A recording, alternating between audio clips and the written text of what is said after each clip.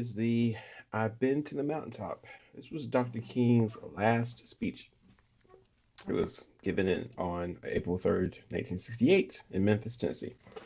There is a lot of backstory about um, the speech and what King was doing and all that stuff. And I don't really have time in this video to go over all of it, but I will go over some of it as I talk, and you will get some historical information via Blackboard and some tutorials and stuff like that. So let's just dig into it. Let me try to make this easier to look at. Give me 1 second. There you go. All right. Okay. So let's get started. So he starts the speech off saying, "Thank you very kindly, my friends, as I listened to Ralph Abernathy and his elegant, generous introduction, and then thought about myself. I wondered who he was talking about. It's always good to have your closest friend and associate to say something good about you, and Ralph Abernathy is the best friend that I have in the world. Ralph Abernathy was a guy that worked with Dr. King heavily, and he was there when King was assassinated. Um, King would be assassinated on April 4th, so this speech was given the day before King was assassinated. Right, so this speech is not like the Lev Birmingham jail where King was trying to work on civil rights. This speech is more about working on economic rights, I would say. It's still civil rights, but it's a little different because before in 1964 and 1963, King was just focused on African Americans and their needs. In this speech, he's more focused on economic issues tied to African Americans and how they could push forward in their movement. King was actually starting to plan a poor people's march right before he was assassinated. So he's more focused on economic issues than he was before, which is really important because if you remember, I said that communism and Marx and Karl Marx's ideas would play out in the civil rights movement in these discussions, and they are about to start right now. And when you look at King and you look at what he was doing in this speech, it will make a lot more sense. All right. So when King is giving a speech, he has a long soliloquy where he's just talking about what he would see if he passed away, which is kind of prophetic, but it's fine. We'll get to that in a little bit. He says, like, if I had a chance, I would go all over the world, but then he says, I would choose, he would say right here. Say, strange enough, I would turn to Almighty and say, if you allow me to live just a few years in the second half of this 20th century, I would be happy. Now, that's a strange statement to make because the world is all messed up, the nation is sick, troubles in the land, confusion all around. That's a strange statement, but I know somehow that only when it is dark enough you can see the stars. The reason why King was saying this is because the Vietnam War was going on, and King was very outspoken against Vietnam War. So in 1963, it still had all the issues that it had in the early 60s and 63 and 64, but also had, the Vietnam War was still going on. There was a lot of violence. John F. Kennedy was assassinated. Malcolm X was already assassinated. Others were also assassinated. There was just a lot of turmoil in the country in 1968. Way worse than, well, way worse than we have now. And so what he's saying is the world's crazy, and I understand that in this context, King is saying that I don't know how we're going to move forward. So he keeps saying here, he says, another reason I'm happy to live in this period is that we have been forced to a point where we're going to have to grapple with the problems that men have been trying to grapple with through history, but the demands didn't force them to do it. Survival demands that we grapple with them. Men for years now have been talking about war and peace, but now no longer can they just talk about it. It is no longer a choice between violence and nonviolence in this world. It's nonviolence or non-existence. That is where we are today. And also in the human rights revolution, if something isn't done and done in a hurry to bring the colored peoples of the world out of their long years of poverty, their long years of hurt and neglect, the world is doomed. Now I'm just happy that God has allowed me to live in this period to see what is unfolding. And I'm happy that He's allowed me to be in Memphis. So King still very much again, he's a nonviolent direct action. He still believes in nonviolence. He still believes that nonviolence is the only way that human beings are going to move forward. And he's saying this because he started to speak out against the Vietnam War, which was a big deal.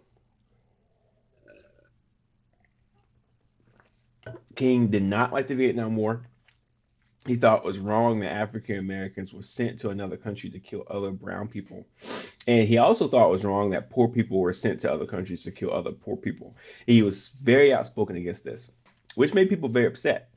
Um, if you look at the world through a patriotic lens, some would argue that's wrong for a leader to question or go against any kind of military action, right? Like if we're at war with another country, you're supposed to be patriotic and just like shut up and support it. But King wasn't doing that. He was very outspoken, and it caused him a lot of criticism. People were very upset with King about his critiques of the Vietnam War. They thought that he was out of line. They thought that he was not focused on what he was supposed to be focusing on.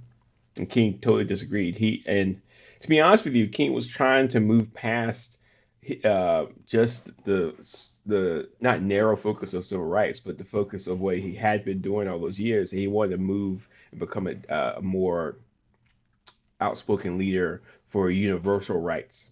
Okay, like he already won the Nobel Peace Prize, so he's already a very famous person. People love him. Well, some people love him. Um, but he's trying to look forward, and you have to also remember that he's young. He's not even 40 yet, so he still has a long way to go, and he's looking toward this future. So as he's going, he says here, I can remember when Negroes were just going around, as Ralph has said, so often scratching where they didn't itch and laughing when they were not tickled. But that day is all over. We mean business now, and we are determined to gain our rightful place in God's world. And that's all the whole thing is about. We aren't engaged in any negative protests and in any negative arguments with anybody. We are saying that we are determined to be men. We are determined to be people. We are saying that we are God's children. And if we are God's children, we don't have to live like we are forced to live. And he continues, he says, now what does that all mean, all this mean in this great period of history? It means that we've got to stay together.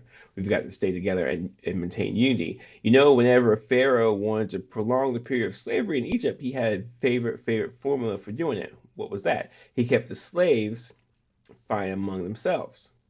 But whenever the slaves get together, something happens in Pharaoh's court. He cannot hold the slaves in slavery. When the slaves get together, that's the beginning of getting out of slavery. Now let us maintain unity. This is very important. As we know, King is in Memphis, Tennessee to help the sanitation workers. The sanitation workers are currently striking, and King is trying to help their movement. The sanitation workers want their pay, but they also want to have certain safety regulations. A couple sanitation workers were actually killed on the job or hurt on the job, and so they want safety regulations. They want they want to start a union. They want fair pay, and the city doesn't want the sanitation workers to form a union. So King's there to help them, and he's talking about here. He's talking about unity. Remember, Karl Marx in communism talked about this, right? Right? They already talked about in the Communist Manifesto. Karl Marx already talked about how um, the proletarians fight amongst themselves, and that's how they can't get any work done. That's how they can't get any movement. That's how they can't get any progressiveness, right? And so King is kind of saying the same thing, not kind of saying. King's saying the same thing that Karl Marx mentioned in the Communist Manifesto when he talks about how the proletariats are nothing but slaves, right? And he says here, King says here, he says he kept the slaves fighting amongst themselves, and he says, but whenever the slaves get together, something happens in Pharaoh's court, and he cannot hold the slaves in slavery. So what King is saying is the same thing that Marx said in the Communist Manifesto, which is they have to unify. If the proletariat, in this case, the sanitation workers, all stick together and work together, they can unify, they can form a union, and they can get what they want, right? So really important, really interesting, and this is what I was saying when we were talking about the Communist Manifesto. A lot of Marxist ideas are starting to come up, and Dr. King is becoming not more extreme, but he is less afraid about saying extreme things. Saying this and talking about unions in 1968 would some people would say that it's communist ideals, but King would argue that it's the right thing to do and that people have to work together. So it's really interesting how King is not changed much, but he is more outspoken. All right, let's keep going. So he says here, second, let us keep the issues where they are. The issue is injustice. The issue is refusal of Memphis to be fair and honest in its dealings with its public servants, who happen to be sanitation workers. Now we've got to keep attention on that. Just a pause. This picture right here is from the sanitation worker strike. This is before I think King was assassinated. If you see here, they're wearing signs that say "I am a man." You might have seen these signs before. They're pretty iconic. You might see them on T-shirts or stuff like that.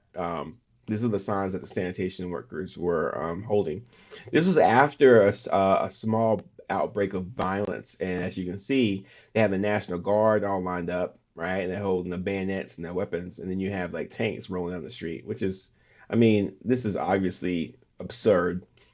It's just when you really think about it, having these tanks drive down the street and have these guys with bayonets, like it's just, and these are American citizens. Like, like what are they doing? And do remember that Marx talked about the government apparatus, right? Like he said, like government was only meant to protect private property, right? And so because of the riot, the government sends out the National Guard to protect the private property, right, of the rich. And so it's really interesting when you look at what Marx was saying, and then you look at this picture, like he was absolutely right.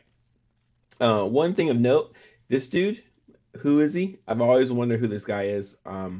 As you can see, he doesn't exactly fit in. But I like the fact that he's there marching.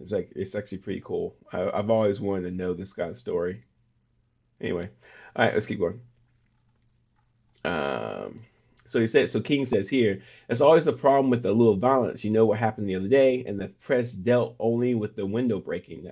I read the articles. They have very seldom got around to mentioning the fact that 1,300 sanitation workers are on strike, and that Memphis is not being fair to them, and that Mayor Loeb is in dire need of a doctor. I'm not really sure what this means. It's some kind of inside joke that was happening at the time.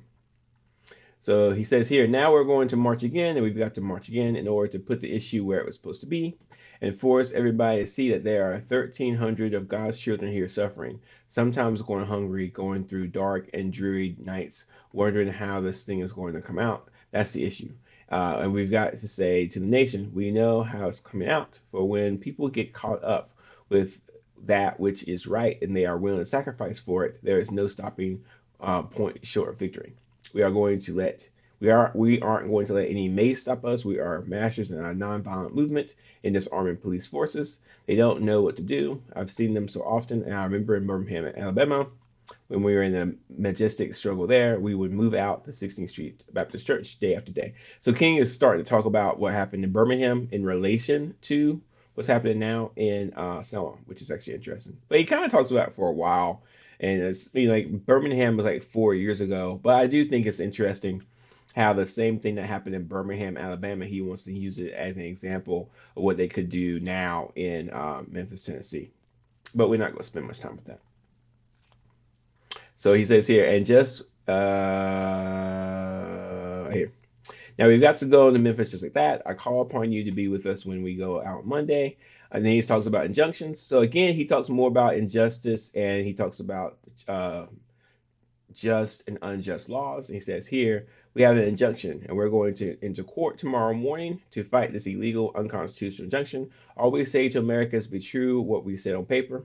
If I lived in China or even Russia or any totalitarian country where I maybe I could understand some of these illegal injunctions, maybe I could understand the denial of certain basic First Amendment privileges because they haven't committed themselves to that over there. But somewhere I read of the freedom of assembly, somewhere I read of the freedom of speech, somewhere I read of the freedom of press, somewhere I read that the greatness of America is the right to protest for rights. And so just as I say, we aren't going to let any dogs or war hoses turn us around. We aren't going to let any injunction turn us around. We are going to, we need all of you. So what he's saying here is, again, he's talking about the just and unjust laws.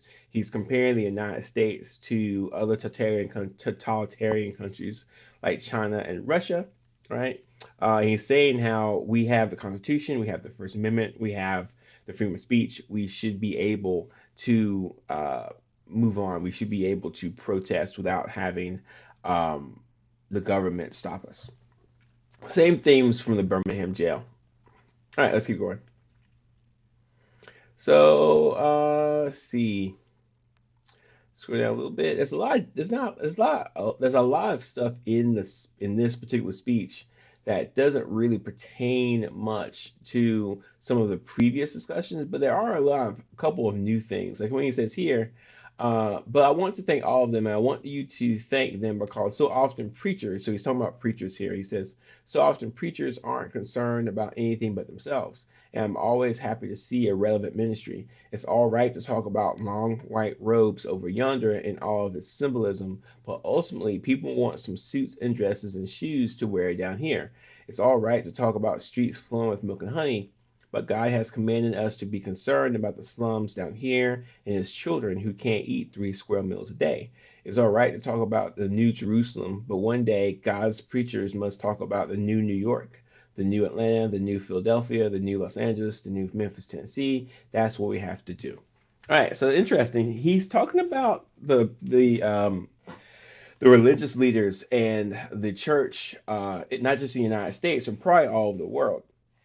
And King didn't like the idea of pastors and preachers being rich or having a lot of money. And I think from King's perspective, it didn't make any sense for these people to have a lot of money. They should be struggling, right? If you're a preacher, your job should be to take care of people.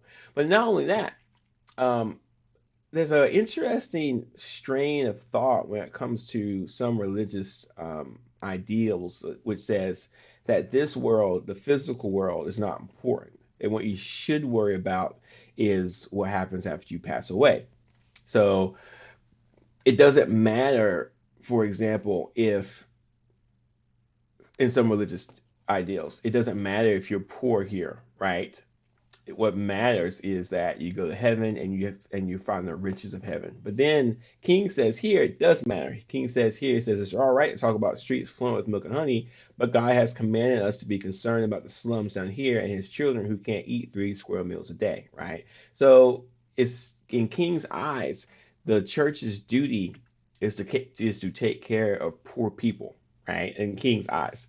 Not all religious groups believe that. Some people say, especially in the United States, that the goal of the church is to give you spiritual comfort and that it's your responsibility for any kind of financial gains, any kind of financial comfort, right? And King says, no, if you are poor, the church should take care of you, and it should be the church's job to help poor people, which is interesting because before King was just talking about civil rights, and now King's talking about poverty. He's talking about how to help people who are poor, which is interesting, very, very interesting.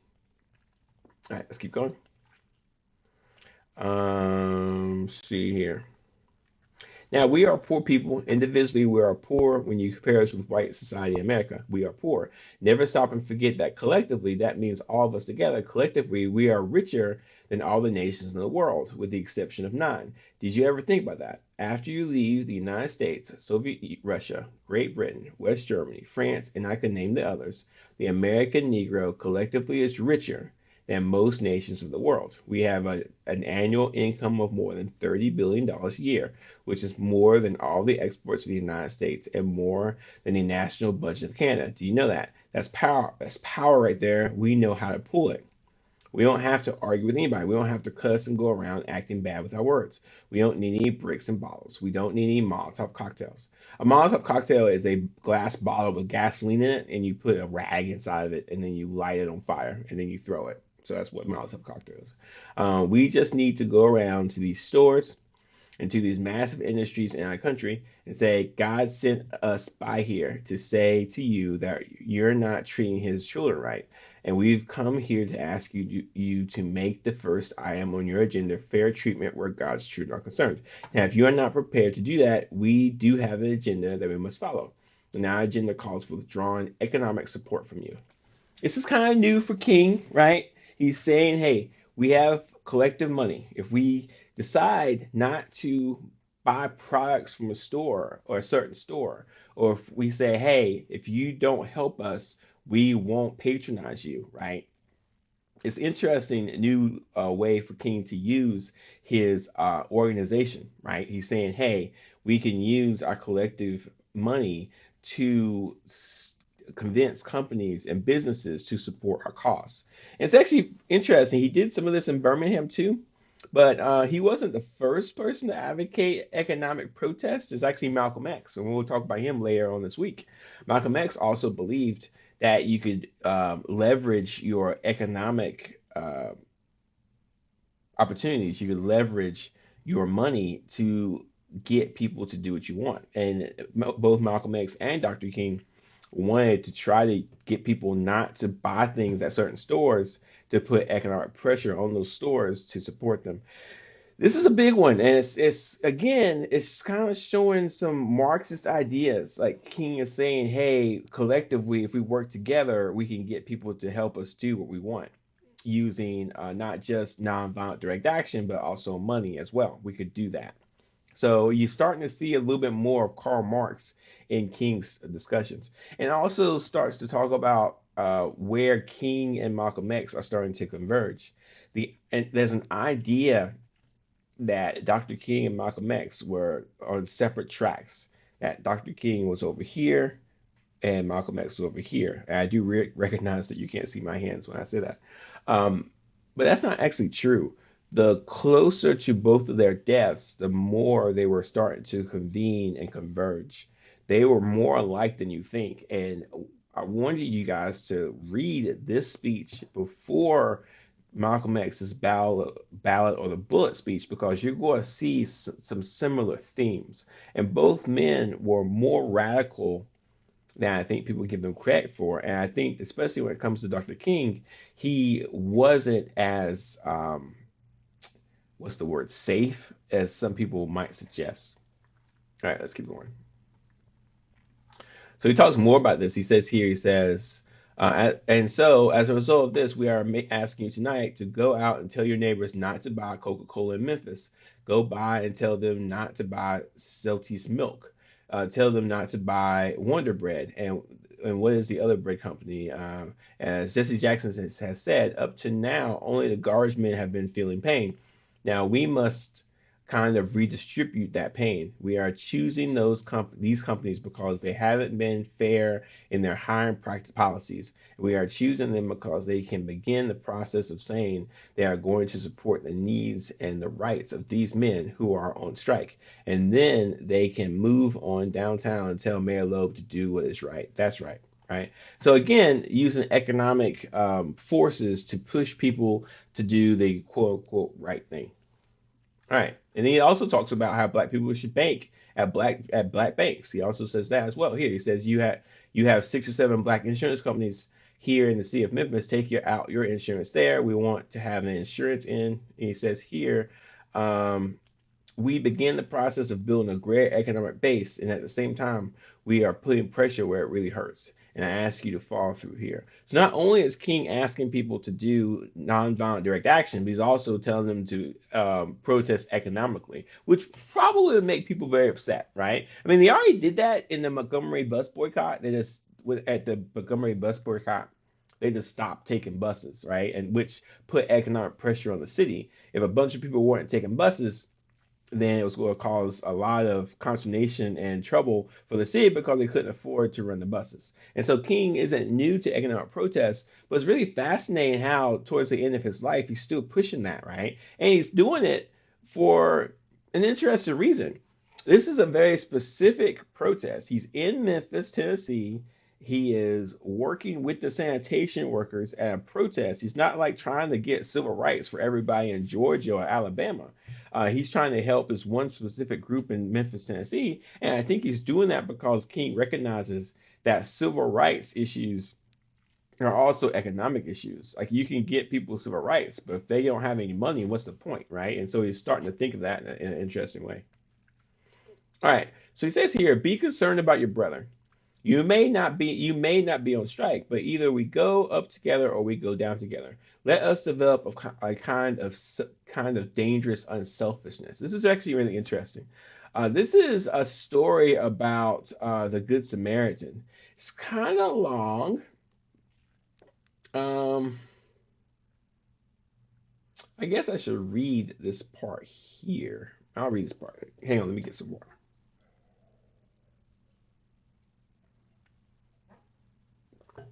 All right, so King says, and this is in the speech. King says, one day a man came to Jesus and he wanted to raise some questions about some vital matters of life. At points, he wanted to trick Jesus and show him that he knew a little more than Jesus knew and throw him off his base. Now, that question could have easily ended up in a philosophical or theological debate, but Jesus immediately pulled that question from midair and placed it on a dangerous curve between Jerusalem and Jericho. And he talked about a certain man who fell among thieves. You remember that a Levite and a priest passed by on the other side, and they didn't stop to help.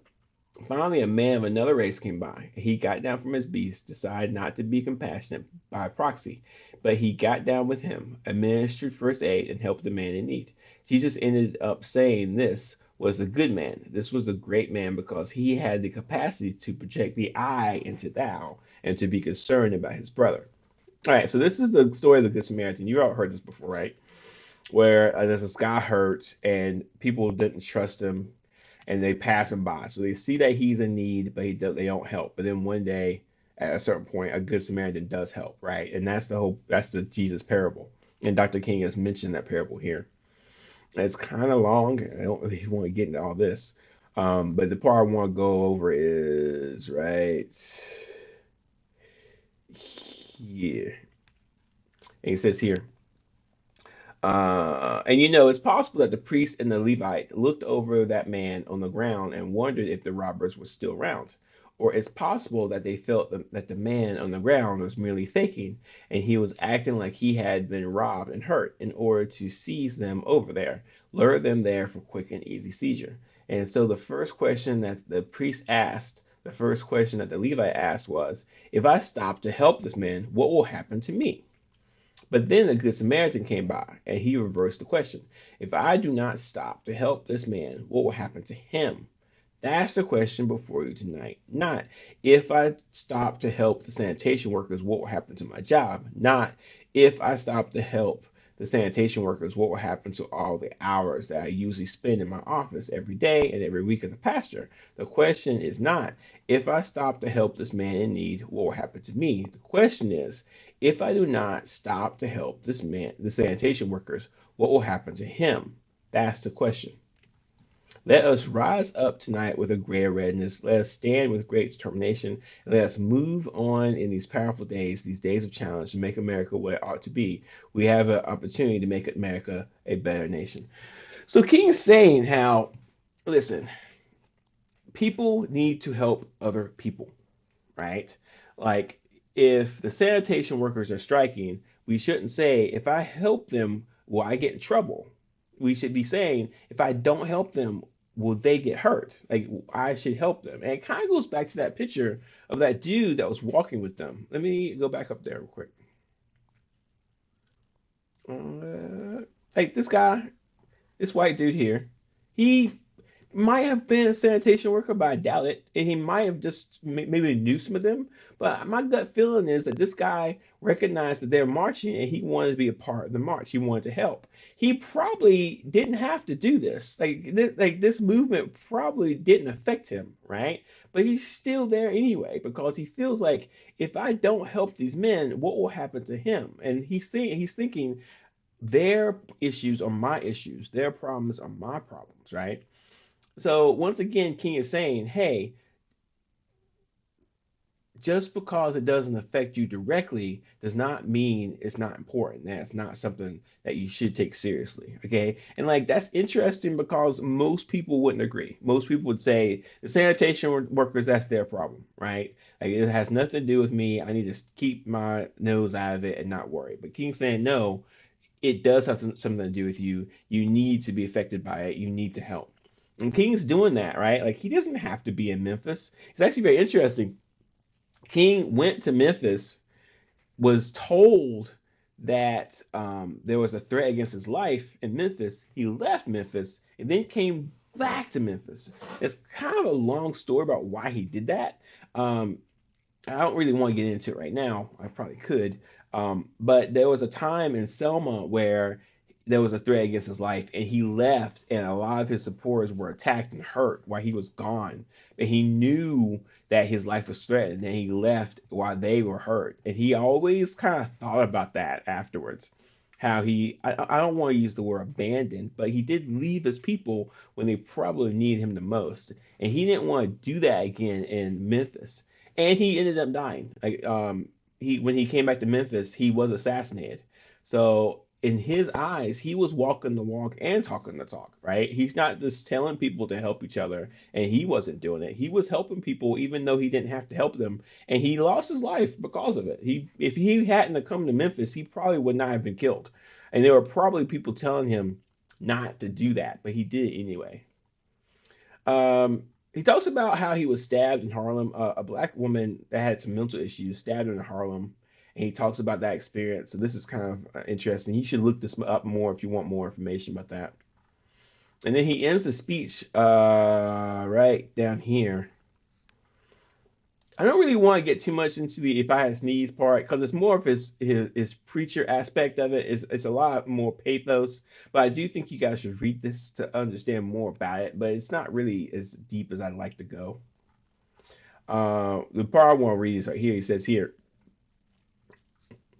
and then I got into Memphis, and some began to say the threats or talk about the threats that were out, or what would happen to me from some of our sick white brothers. Well, I don't know what will happen now. We've got some difficult days ahead, but it really doesn't matter with me now because I've been to the mountaintop.